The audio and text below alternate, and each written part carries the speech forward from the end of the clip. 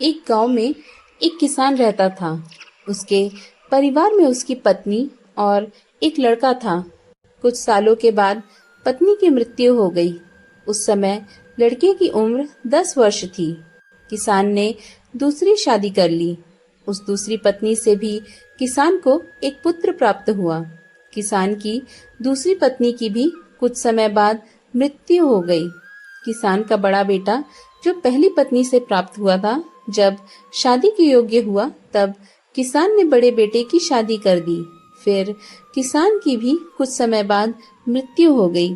किसान का छोटा बेटा जो दूसरी पत्नी से प्राप्त हुआ था और पहली पत्नी से प्राप्त बड़ा बेटा दोनों साथ साथ रहते थे।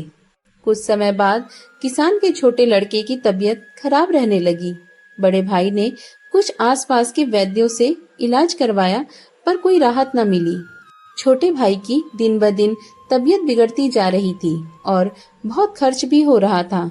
एक दिन बड़े भाई ने अपनी पत्नी से सलाह की कि यदि मेरा छोटा भाई मर जाए तो हमें इसके इलाज के लिए पैसा खर्च ना करना पड़ेगा और जायदाद में आधा हिस्सा भी नहीं देना पड़ेगा।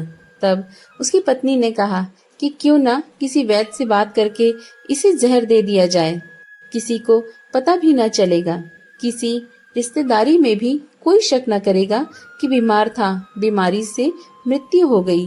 बड़े भाई ने ऐसा ही किया। एक वैद्य से बात की कि आप अपनी फीस बताओ, ऐसा करना, मेरे छोटे बीमार भाई को दवा के बहाने से जहर दे देना। वैद्य ने बात मान ली और लड़के को जहर दे दिया और लड़के की मृत्यु हो गई। उसके भाई भाभी ने खुशी मनाई कि रास्ते का कांटा निकल गया। अब सारी संपत्ति अपनी हो गई। उसका अंतिम संस्कार कर दिया गया। कुछ महीनों पश्चात उस किसान के बड़े लड़के की पत्नी को लड़का हुआ। उन पति पत्नी ने खूब खुशी मनाई। बड़े ही लाड प्यार से लड़के की परवरिश की। कुछ ही गिने वर्षों में लड़का जवान हो गया। उन्होंने अपने लड़के की शादी भी कर दी। शादी के कुछ समय बाद अचानक लड़का बीमार रहने लगा। माँ बाप ने इलाज के लिए बहुत वैद्यों से इलाज करवाया। जिसने जितना पैसा मांगा दिया, सब कुछ दिया ताकि लड़का ठीक हो जाए। अपने लड़के के इलाज में अपनी आधी संपत्ति तक बेच दी, पर लड़का बीमारी के कारण मरने की कगार पर आ गया। शरीर इतना ज्यादा कमजोर हो गया था कि अस्थि पिंजर शेष रह गए थे। एक दिन लड़के को चारपाई पर लिटा रखा था और उसके पिता साथ में बैठा अपने पुत्र की ये दयनीय हालत देखकर दुखी होकर उसकी ओर देख रहा था। तभी लड़का अपने पिता से बोला कि भाई, अपना सब हिसाब हो गया, बस अब कफन और लकड़ी का हिसाब बाकी है, उसकी तैयारी कर लो।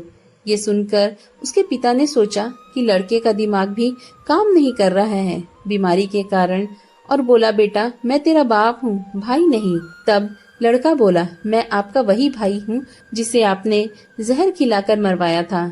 जिस संपत्ति के लिए आपने मरवाया था मुझे, अब वो मेरे इलाज के लिए आधी बिक चुकी है, आपकी शेष है, हमारा हिसाब हो गया। तब उसके पिता फूट फूट कर रोते हुए बोले कि मेरा तो कुल नाश हो गया, जो किया मेरे आगे आ गया, पर तेरी पत्नी का क्या दोष है जो इस बिचारी को जिंदा जलाया जाएगा। उस समय सती प्रथा थी, जिसमें पति के मरने के बाद पत्नी को पति की चिता के साथ जला दिया जाता था। तब वो लड़का बोला कि वो वैद्य कहाँ है जिसने मुझे जहर खिलाया था। तब उसके पिता ने कहा कि आपकी मृत्यु के 3 वर्ष बाद वो मर गया था। तब लड़के ने कहा, ये वही दुष्ट वैद्य आज मेरी पत्नी के रूप में है, मेरे मरने पर इसे जिंदा जलाया जाएगा। शिक्षा: हमारा जीवन जो उतार चढ़ाव से भरा है, इसके पीछे हमारे अपने ही कर्म होते हैं। हम जैसा बोएंगे वैसा ही काटेंगे। कर्म करो तो फल मिलता है, आज नहीं तो कल मिलता है। जितना गहरा अधिक हो कुआं, उतना मीठा जल मिलता है। जीवन के हर कठिन प्रश्न का जीवन से ही हल मिलता है।